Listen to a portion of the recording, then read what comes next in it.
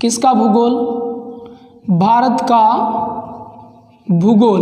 ये लो, ये रहा हमारा भारत का भूगोल, ज्योग्राफी, ये रही। अब देखो आज हम इसमें क्या पढ़ेंगे, वो अति इम्पोर्टेंट ये पढ़ेंगे कि हम इस भूगोल को 2 भागों में बांटेंगे। कितने भागों में? अब हम भूगोल को कितने भागों में बांट रहे हैं? 2 भागों में। लो, भूगोल बंट रहा है 2 भागों में। किस प्रकार? यहां देखो, एक भूगोल आता है भौतिक भूगोल और दूसरा आता है मानव भूगोल। ये रहा क्या? भौतिक भूगोल और दूसरा कौन है? ये रहा मानव भूगोल। मानव भूगोल और भौतिक भूगोल। अब देखो मानव भूगोल के जनक कौन थे? तो जब भी हम जनक की बात करें, प, फ, ब और भ, तो कौन है? पोलिडोनियस। अब ये पोलिडोनियस कौन है? भौतिक भूगोल का जनक है। आगे आ जाओ। मानव भूगोल का जनक कौन है? तो फ्रेडरिक रैटजेल। मानव हमारे फ्रेंड है, फ्रेडरिक और रैटजेल। ठीक है, इनकी एक पुस्तक आती है, बड़ी शानदार पुस्तक है, एंथ्रोपोजियोग्राफी। कौन सी है दोस्तों? एंथ्रोपोजियोग्राफी, ये इसकी पुस्तक है। अब देखो, एंथ्रोपोजियोग्राफी किसकी पुस्तक है? कोस्मोस किसकी पुस्तक है? ज्योग्राफी शब्द किसने दिया? इन सभी प्रश्नों को जस पीरियोडस पुस्तक किसने लिखी? ये सभी प्रश्न सुमेलित करने वाला क्वेश्चन बनता है। अब देखो, भौतिक भूगोल में हम क्या पढ़ेंगे? हम पढ़ेंगे भू आकृति या भू आकृतियां विज्ञान पढ़ेंगे। क्या पढ़ेंगे? भू आकृति विज्ञान पढ़ेंगे इसमें। इसके अलावा हम पढ़ेंगे जलवायु विज्ञान। क्या पढ़ेंगे? जलवायु विज्ञान इसमें पढ़ेंगे। इसके अलावा हम इसमें क्या पढ़ेंगे दोस्तों? समुद्र विज्ञान पढ़ेंगे। कौन सा? समुद्र विज्ञान भी इसमें हम पढ़ेंगे। लो, ये A, B, C ये टॉपिक हम इसमें पढ़ेंगे। इसके अलावा जो मानव भूगोल है उसमें हम क्या पढ़ेंगे?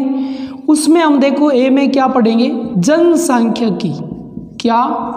जनसांख्यिकी पढ़ेंगे।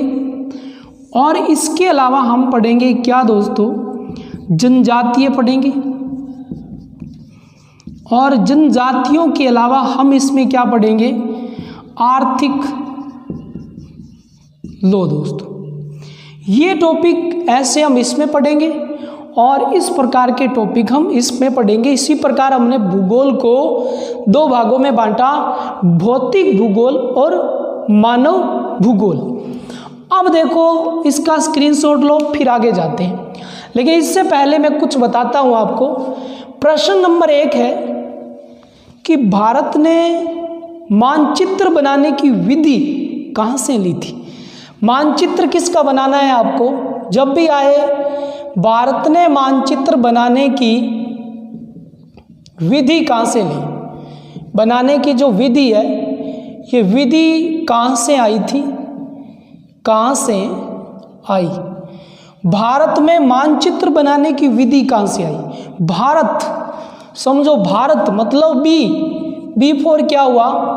भारत। तो ए से आएगी ना, ए का अर्थ क्या है? अरब से। कहां से आई थी? अरब से आई थी भारत में मानचित्र बनाने की विधि। ये अरब से आ गई। अब आगे चलते हैं। देखो, अब इसका स्क्रीनशॉट ले लो आप। तो ले लिया होगा दोस्तों आपने इसका स्क्रीनशॉट। ये था हमारा क्या? प्रारंभिक इंट्रोडक्शन किसका? भारतीय भूगोल का। अब हम कुछ इस प्रकार पढ़ते हैं कि भारत में विभिन्न प्रकार के आक्रमणकारी आते थे।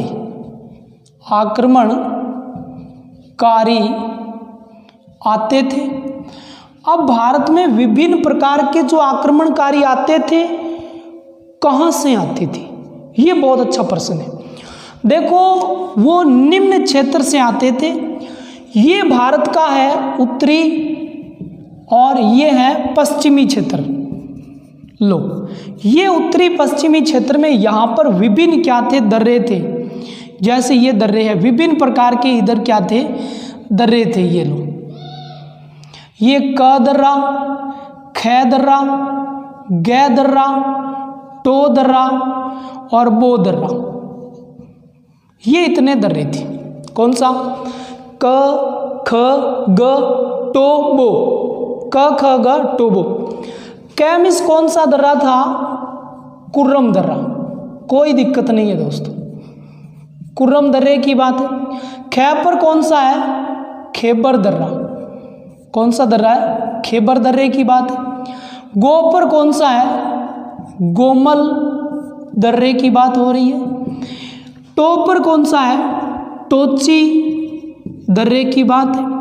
और बो पर कौन सा है? बोलन दर्रे की बात है। तो इस प्रकार ये भारत के उत्तर पश्चिम में विभिन्न प्रकार के दर्रे थे। आज ये कहाँ पड़ते हैं? बिल्कुल राइट पर्सन। आज ये सभी पड़ते हैं पाकिस्तान में दोस्तों। कहाँ पड़ते हैं? आज ये सभी दर्रे जो है वो पाकिस्तान में पड़ते हैं।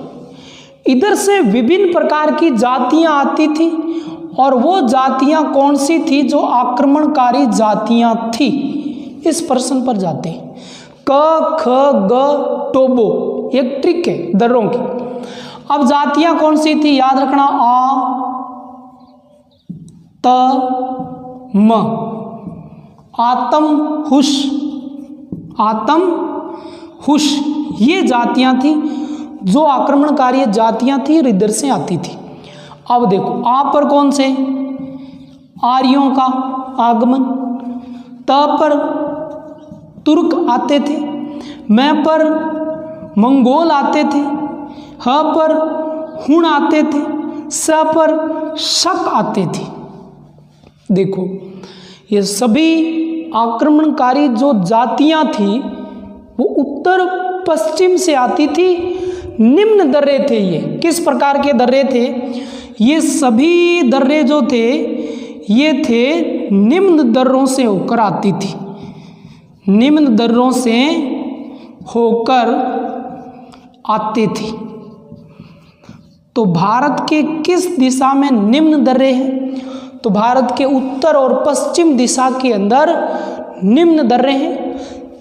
अब दर्रा क्या होता है बता देता हूं मैं। अब देखो, ये यहाँ पर मानो बहुत ही पहाड़ियाँ हैं।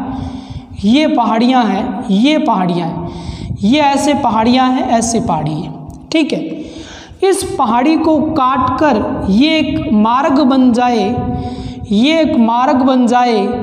इस मार्ग को हम क्या नाम देते हैं? इस मार्ग को ही हम क्या नाम देते हैं? दर्रे नाम देते हैं, या दर्रा कहते हैं इसे, इस मार्ग को। तो इस प्रकार के मार्ग थे, निम्न थे, नीचे थे, इसलिए ये लोग इधर आते थे। अब आपके लिए प्रश्न बनता है, क्या प्रश्न बनता है वो भी देखो। प्रश्न ये है कि यहाँ पर ये मानो भारत का नक्शा है, मैं बना रहा हूँ छोटा सा। ये देखो दोस्तों, ये मानो ये क्या है? भारत का नक्शा है, ये इस प्रकार। ये देखो, ये इस प्रकार। ये मानो भारत का क्या है? नक्शा है। ये मानो किसका नक्शा बन रहा है? ये मानो भारत का नक्शा है, छोटा सा बनाया दोस्तों। ये कौन सी दिशा हुई? उत्तर। ये कौन सी दिशा हुई? पश्चिम। और ये कौन सी दिशा हुई? पूर्व। तो ये कौन सी दिशा हुई? दक्षिण। ठीक है दोस्तों, ये दक्षिण दिशा, पूर्व दिशा, उत्तर दिशा और पश्चिम दिशा, इनके बारे में हमें क्या पढ़ना है वो देखो। प्रश्न ये आता है भारत के उत्तर में क्या है। लो, भारत के उत्तर में क्या है, तो भारत के उत्तर में ये है जो मैं बना रहा हूं। क्या है? उत्तर में है हिमालय। क्या है? हिमालय। उत्तर में हिमालय है, ये रहा उत्तर में हिमालय। प्रश्न आता है उत्तर और पश्चिम में क्या है, तो ये रही। क्या है उत्तर पश्चिम में, तो ये रही, कोई दिक्कत नहीं। उत्तर पश्चिम में एक तो है सुलेमान श्रेणी। कौन सी? सुलेमान श्रेणी है। और दूसरी है, ये है हिंदू कुश पर्वतमाला। कौन सी? हिंदू कुश पर्वतमाला। लो दोस्तों, कोई प्रॉब्लम नहीं है। भारत के उत्तर में हिमालय है, उत्तर और पश्चिम में हिंदू कुश सुलेमान श्रेणी है बस। पूर्व में क्या है ये देखो, लेकिन हम इस बात को किधर रखेंगे? उत्तर पूर्व में रखेंगे कि प्रश्न आ जाए उत्तर पूर्व में है क्या है, तो क्या करोगे? ये है पूर्वांचल की पहाड़ी। किसकी? पूर्वांचल की पहाड़ी है। उत्तर पूर्व में पूर्वांचल की पहाड़ियां हैं, कोई दिक्कत नहीं। जब पूछ ले दक्षिण में क्या है, यहां पर ये क्या है, तो याद रखना ये है हिंद महासागर। लो, हिंद महासागर की तरह दक्षिण में। इधर है अरब सागर, तो फिर इधर है बंगाल की खाड़ी। बंगाल की खाड़ी। जब पूछ ले दक्षिण में क्या है, तो आप करोगे हिंद महासागर। अब हिंद महासागर के दो भाग, एक बंगाल की खाड़ी, एक अरब सागर की खाड़ी। इधर क्या था? अरब लोगों का व्यापार था, सऊदी अरब के लोग इधर से आते थे, तो हिंद महासागर के इस भाग का नाम क्या रख दिया? अरब सागर। इधर था पश्चिम बंगाल, यहाँ पर है बांग्लादेश, और भारत के पश्चिम बंगाल और बांग्लादेश की भाषा बांग्ला है, इसलिए इस खाड़ी का नाम क्या कर दिया? बंगाल की खाड़ी। जबकि ये दोनों किसके हिस्से हैं? हिंद महासागर के ही हिस्से हैं। तो भारत के दक्षिण में हिंद महासागर, पूर्व में जो खाड़ी है उसका नाम बंगाल की खाड़ी, इधर अरब सागर की खाड़ी, और उत्तर पश्चिम में सुलेमान व हिंदू कुश पर्वतमाला, उत्तर में हिमालय, पूर्व में पूर्वांचल की पहाड़ियां। इसका स्क्रीनशॉट ले, आगे पढ़ते हैं। तो ले लिया होगा दोस्तों आपने इसका स्क्रीनशॉट। हमने देख लिया कि भारत में किस प्रकार आक्रमणकारी आते थे और भारत के उत्तर, पूर्व और दक्षिण और पश्चिम में क्या स्थित है। अब जाते हैं हम आगे। आगे का जो टॉपिक है वो क्या है? वो ये है, देखो, भारत के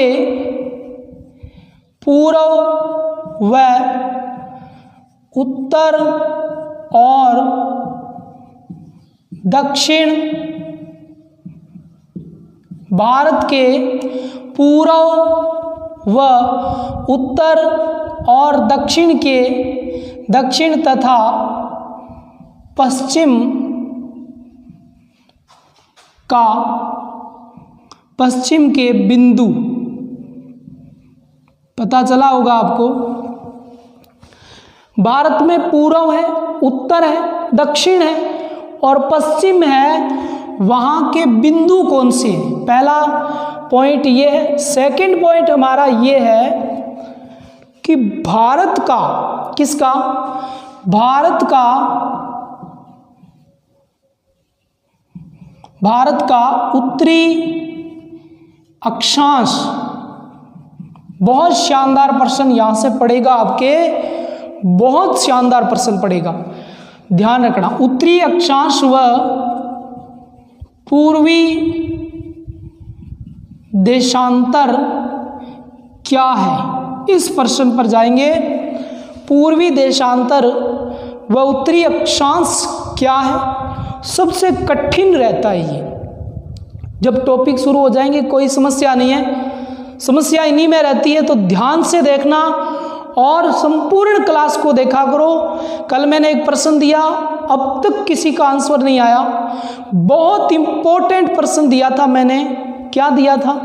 प्रश्न ये दिया था कि आप बताना कि सभी महाद्वीपों के अलग अलग प्राचीन नाम थे, जम्बूद्वीप, कुश, शाक और प्लक्ष, शालमल और पुष्कर, लेकिन एक वर्तमान में महाद्वीप है लेकिन उसका प्राचीन नाम नहीं था। अब तक किसी का आंसर नहीं आया, तो आप क्लास तो पूरी देखते नहीं हो। पूरी देखा करो दोस्तों क्लास। ये रहा और ये रहा, तभी समझ आएगा जब आप पूरी क्लास देखोगे, अन्यथा समझ नहीं आएगा। बहुत शानदार ढंग से समझाऊंगा, लेकिन उससे पहले इन चीज़ों पर जाएंगे। पूर्वी बिंदु मैं यहाँ बना देता हूँ, कोई प्रॉब्लम नहीं है। ये लो दोस्तों, ये लो, ये कौन सा बिंदु बनाया है? पूर्वी। और दक्षिणी बिंदु मैं यहाँ, पूर्वी बिंदु मैं थोड़ा सा नीचे बनाता हूँ, यहाँ बनाता हूँ मैं। ये लो दोस्तों, ये लो, ये लो। और दक्षिणी पॉइंट मैं यहाँ बना देता हूँ, कोई ना, ये लो। और यहाँ मैंने बना दिया दक्षिणी पॉइंट। यहाँ पर मैं बना देता हूँ कौन सा दोस्तों? ये बना दिया मैंने उत्तरी पॉइंट। ये लो दोस्तों, ये लो। और इधर बना देता हूँ मैं कौन सा? ये बना देता हूँ पश्चिमी बिंदु। ये लो। इन्हीं के बारे में हम पढ़ेंगे। पता चला होगा आपको। ये भारत की पूर्वी दिशा, ये लो, कोई प्रॉब्लम नहीं। ये भारत की उत्तरी दिशा, कोई प्रॉब्लम नहीं है। और ये भारत की पश्चिमी दिशा, कोई प्रॉब्लम नहीं है। और ये भारत की दक्षिणी दिशा। लो दोस्तों, अब हम पढ़ेंगे कि उत्तरी, पूर्वी, उत्तरी, दक्षिणी और पश्चिमी बिंदु कौन से हैं। ठीक है, तो यहाँ पर बिंदु जो आता है उसका नाम क्या है? इसका नाम पहले पढ़ते हैं। इसका नाम आता है दोस्तों क्या? ये रहा। और इसको सीधा मैं यहाँ ले लेता हूँ, यहाँ करवाता हूँ आपको। अट्ठे कौन सा पॉइंट है? यहाँ पर बिंदु जो है पश्चिमी, इसका नाम है गोर मोटा। लो, मोटा लिख देता हूँ। ये है पूर्वी बिंदु गोर मोटा। और इसको कई बार कहा जाता है गुहार और मोटा। कई बार गुहार मोटा भी इसको कहते हैं। उपनाम है किसका? गोर मोटा का उपनाम क्या है? गुहार मोटा। अब ये जिस जिले में पड़ता है उस जिले का नाम बताइए। तो जिला आता है कच्छ। कौन सा? कच्छ जिला आता है। इस कच्छ जिले में पड़ता है गुहार मोटा। अब ये क्या है? ये है पश्चिमी अंतिम बिंदु है। कौन सा? पश्चिमी अंतिम बिंदु कौन सा है आपका?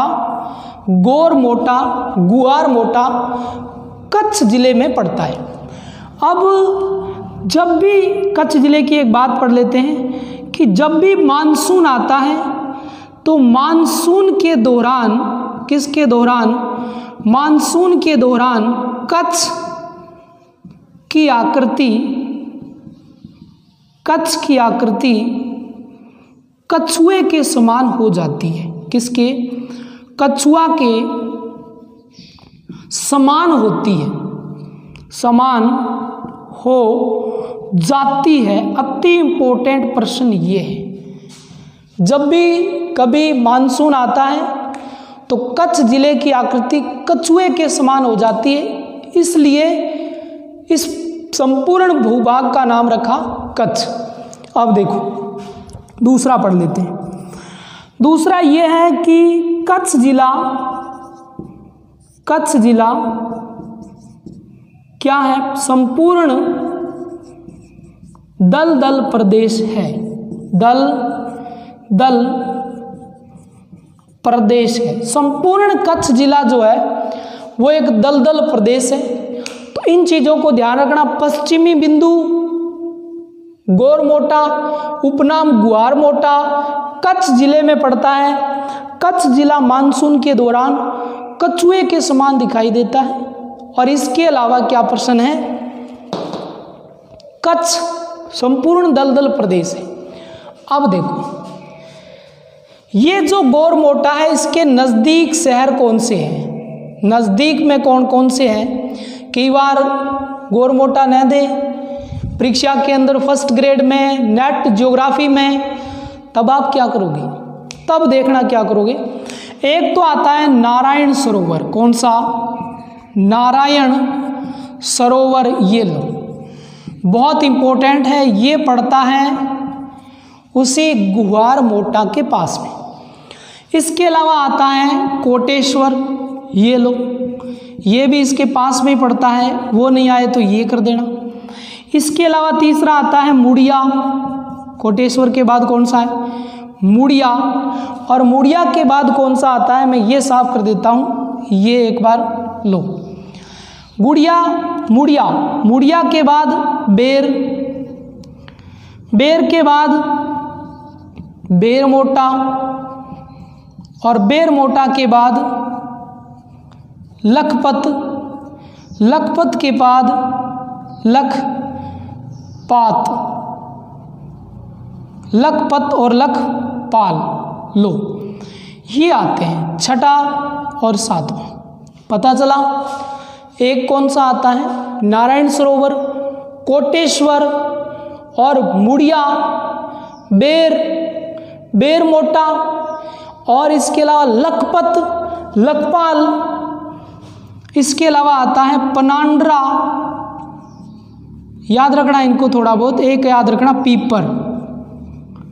ये सभी के सभी नारायण सरोवर, कोटेश्वर, मुड़िया, पनांडरा, पीपर, बेर, बेरमोटा, लखपत, लखपाल, ये सभी इस गुआरमोटा के पास पड़ते हैं। तो गुआरमोटा कई बार ऑप्शन में नहीं हो तो आप इनको चुन लेना, राइट होंगे दोस्तों, ठीक है। आगे जाते हैं, तो ये तो आ गया होगा आपके समझ में, कोई प्रॉब्लम नहीं है। यदि पूछ ले कि पश्चिमी अंतिम बिंदु जो है वो उत्तरी अक्षांश है या पूर्वी देशांतर है, तो ये तो देखो हमारा स्पेशल है बी नंबर भाग, ये तो स्पेशल पढ़ेंगे, लेकिन थोड़ा सा बता दूं मैं, ये कौन सा है, पश्चिमी अंतिम बिंदु है, ये है हमारा पूर्वी देशांतर। अब गुरुजी ये तो पश्चिम में पड़ता है, पश्चिमी बिंदु है, तो ये पूर्वी देशांतर कैसे है, जरूर बताऊंगा मैं आपको। अब आ जाओ ये पूर्वी बिंदु के अंदर, देखो पूर्वी बिंदु की बात करें तो यहाँ पड़ती है एक नदी ऐसे, ये रही दोस्तों, ये रही नदी, और इस नदी का नाम क्या है, लोहित नदी है। कौन सी नदी, लोहित नदी, ये नदी कौन सी है, लोहित। अब हम यदि जिले की बात करें, राज्य की बात करें, तो राज्य कौन सा है, एपी, अरुणाचल प्रदेश, और राज्य अरुणाचल प्रदेश, इधर राज्य कौन सा था, गुजरात। पश्चिमी अंतिम राज्य कौन सा है, गुजरात, इधर राज्य कौन सा है, एपी। और इस एपी आंध्र प्रदेश का जिला पूछे तो कौन सा है, लोहित। और लोहित जिले में पूछे अंतिम बिंदु वाला स्थान, तो याद रखना एक छोटा सा गांव है, उसका नाम है किबिथु गांव। कौन सा गांव है, किबिथु, लोहित नदी के दाईं ओर है। किसके, ये किबुत कहाँ पड़ता है, लोहित नदी के दाईं ओर ही ये पड़ता है, जिसका नाम क्या है, किबुत। अब आगे चलें, ये हुआ पूर्ण।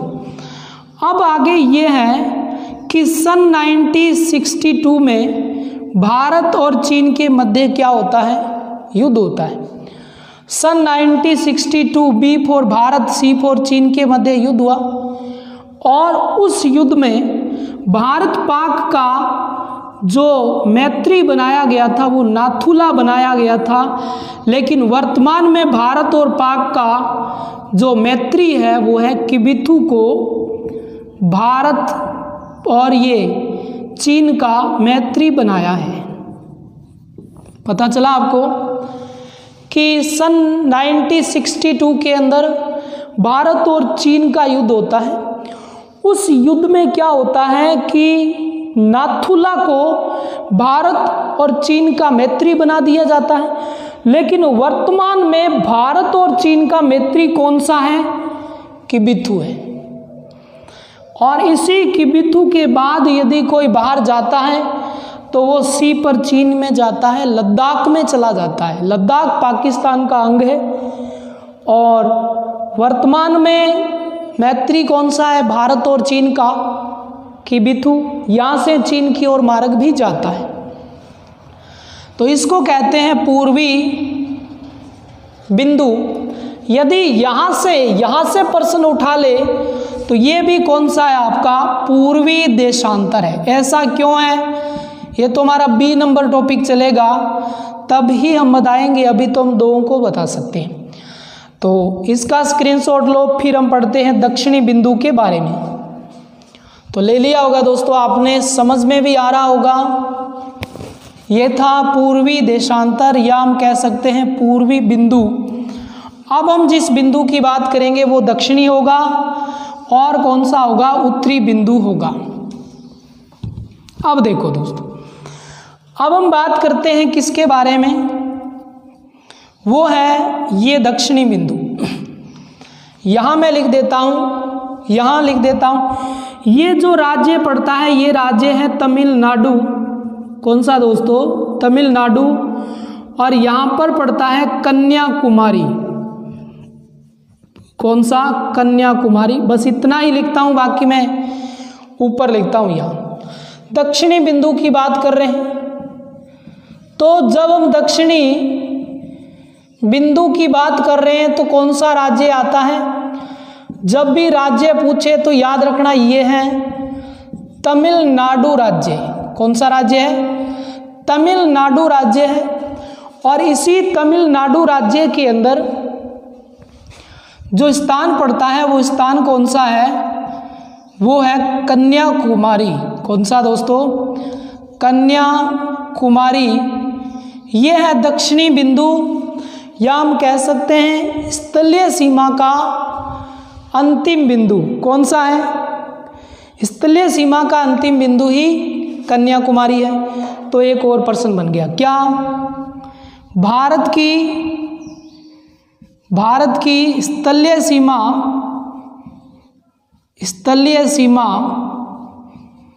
का अंतिम बिंदु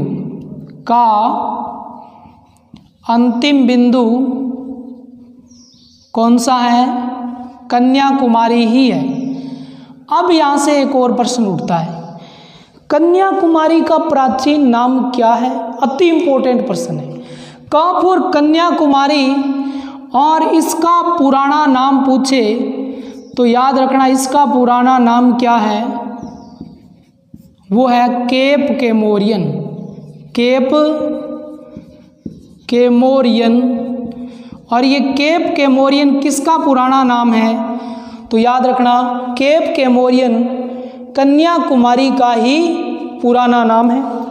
तो पढ़ा हमने कन्याकुमारी के बारे में। अब एक और प्रश्न उठता है कि सन 1892 में, इधर था 1962 1962, यहाँ पर है सन 1892 में स्वामी जी यहाँ आए थे। स्वामी विवेकानंद जी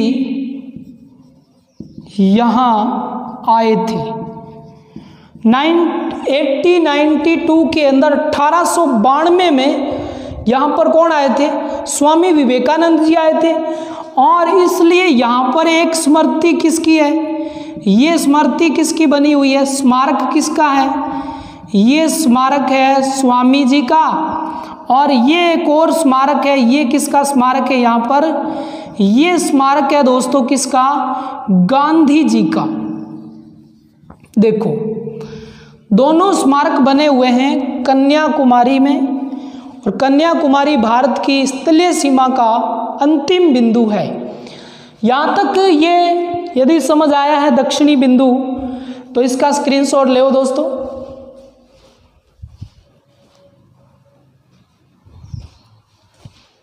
तो ले लिया होगा आपने इसका स्क्रीनशॉट दक्षिणी बिंदु का। अब हम जिसके बारे में पढ़ते हैं वो उत्तरी बिंदु है, तो मैं पूर्वी बिंदु और पश्चिम बिंदु को डिलीट करके यहां लिखूंगा, ठीक है। यहां पर है ये अंतिम बिंदु, कौन सा? भारत का अंतिम बिंदु उत्तरी, भारत का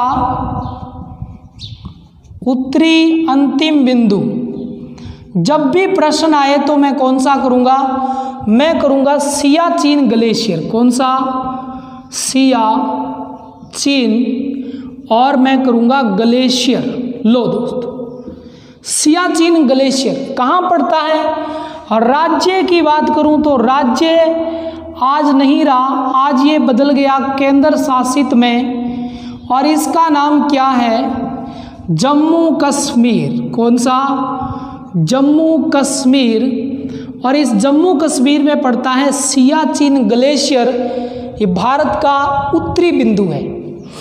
अब देखो, सन 1947 पूर्व में कितना था? 1962, और इधर ये दक्षिण में कितना है? 1892। तो उत्तर में कितना है? 1947। 1947 से ही भारत जम्मू कश्मीर को अपना अभिन्न अंग मानता है। कैसा अंग मानता है? अभिन्न अंग मानता है, अंग मानता है। इस चीज पर जाना दोस्तों, अभिन्न अंग मानता है। लेकिन क्या हुआ? एक दृष्टि यदि डालें तो एक दृष्टि से देखें, एक नज़र से देखें तो गिलगित बहुत इंपॉर्टेंट है दोस्तों, ध्यान रखना। बालिस्तान और कंजुट, कौन सा? कंजुट।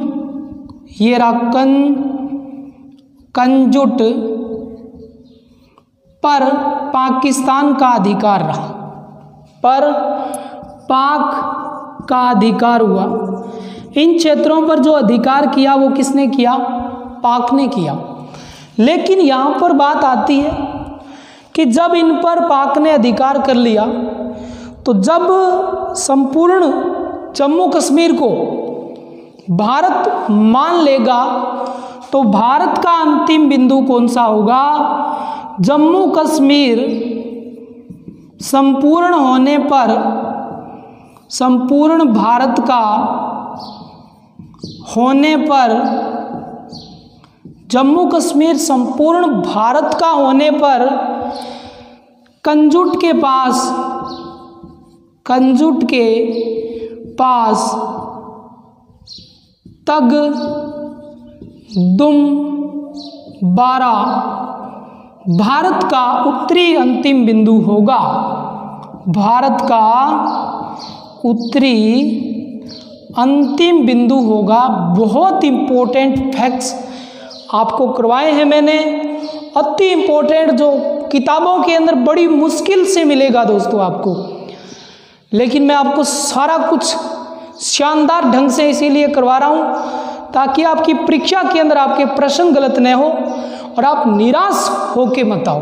ठीक है दोस्तों, तो कुछ नहीं करना। उत्तरी, ये केंद्र शासित प्रदेश जम्मू कश्मीर में पड़ता है। उत्तरी बिंदु सियाचिन ग्लेशियर है।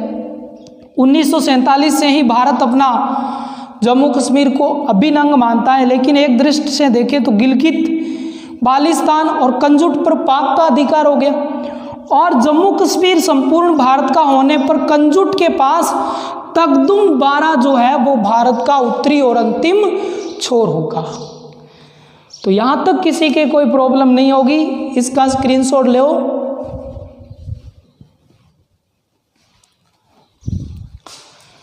तो ले लिया होगा दोस्तों आपने इसका स्क्रीनशॉट।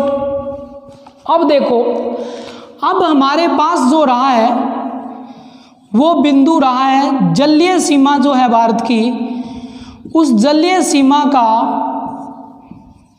अंतिम बिंदु रहा है या फिर भारत की कुल सीमा का अंतिम बिंदु रहा है, उसका नाम आप जानते ही हो क्या है। उसका नाम क्या है? यहाँ पर पड़ता है क्या? इंदिरा कोल, यही पड़ता है। यहाँ पड़ता है क्या दोस्तों? इंदिरा पॉइंट। और इंदिरा पॉइंट के बाद हम आगे की क्लास में इंदिरा पॉइंट की बात करेंगे। आज के लिए आप सभी प्यारे दोस्तों से इजाज़त चाहते हैं। लगातार हमारा प्रयास, आपकी सफलता, आप ज़्यादा से ज़्यादा शेयर करना दोस्तों।